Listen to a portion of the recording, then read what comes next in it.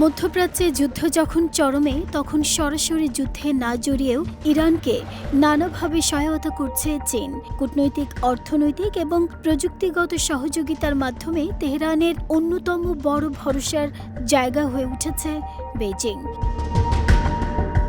যুক্তরাষ্ট্র ও পশ্চিমা নিষেধাজ্ঞার চাপে যখন ইরানের অর্থনীতি টালমাটাল, তখন চীনই দেশটির সবচেয়ে বড় তেল ক্রেতা হিসেবে ভূমিকা রাখছে।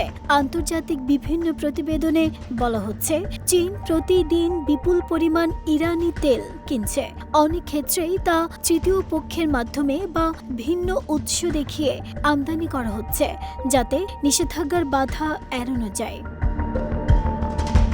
শুধু অর্থনৈতিক সম্পর্কই নয়, সামরিক প্রযুক্তি এবং নজরদারি সক্ষমতা বাড়াতেও চীনের সহায়তা পাচ্ছে ইরান। বিশ্লেষকরা বলছেন, সাইবার নিরাপত্তা, ড্রোন প্রযুক্তি এবং গোয়েন্দা তথ্য বিনিময়ের ক্ষেত্রেও দুদেশের মধ্যে সহযোগিতা বেড়েছে। কূটনৈতিক অঙ্গনেও ইরানের হয়ে সক্রিয় অবস্থানে রয়েছে চীন।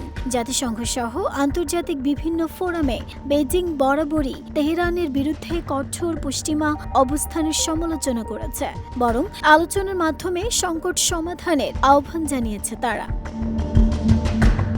বিশেষজ্ঞদের মতে, মধ্যপ্রাচ্যে নিজেদের প্রভাব বাড়াতে এবং যুক্তরাষ্ট্রের আধিপত্যকে চ্যালেঞ্জ করতেই এই কৌশল নিয়েছে চীন। সরাসরি যুদ্ধে জড়ালে আন্তর্জাতিক চাপ বাড়বে, তাই আড়াল থেকেই ইরানকে শক্তিশালী করছে দেশটি। কূটনৈতিক ভাষায় এটি এক ধরনের নীরব জোট, যেখানে অস্ত্র হাতে নয়, অর্থনীতি, প্রযুক্তি আর কূটনীতির মাধ্যমে যুদ্ধের সমীকরণ বদলে দেওয়ার চেষ্টা করছে বেইজিং।